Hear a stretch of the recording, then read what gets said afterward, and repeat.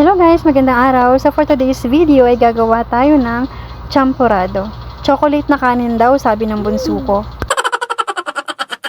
Ayun na nga guys, bumili lang ako ng 1 kilong malagkit sa tindahan dahil ang bunso ko ay nag-request na gusto daw niya ng chocolate na kanin. Pero kalahating kilo lang guys ang niluto ko kasi masyadong madami ang 1 kilo. Para lang tayo magsasaing sa gagawin nating champorado. Ang kaibahan lang guys, maraming tubig ang dapat nating ilagay dito. At kailangan din nating haluin ng haluin para hindi dumikit ang ating kanin. Kapag ganito nakalambot ang ating malagkit ay pwede na nating ilagay ang ating tinunaw na kokwa. Tinunaw ko nga pala sa mainit na tubig ang ating kokwa para hindi siya magbuo-buo pag nilagay natin sa ating malagkit.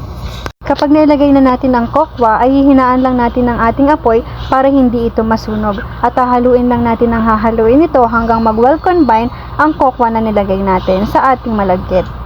Kapag nahalo na natin ng mabuti ito, pwede na natin ilagay ang ating asukal.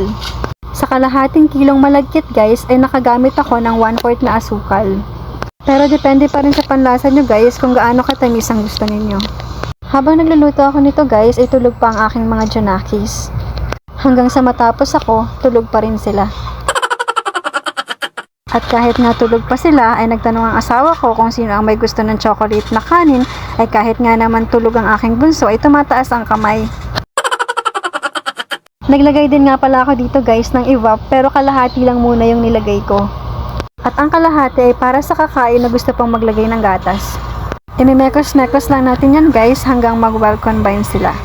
Naglagay nga din pala ako ng konting evap sa ibabaw para naman may design ng ating champorado. Ito na guys ang ating finished product. At kung bago ka pa lang sa aking channel, please like and subscribe para lagi kang updated sa mga videos na i-upload ko.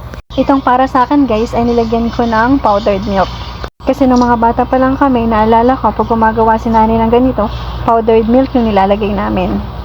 At sobrang sarap naman talaga. Talagang mapapaulit ka. Yun lang guys. Thank you for watching.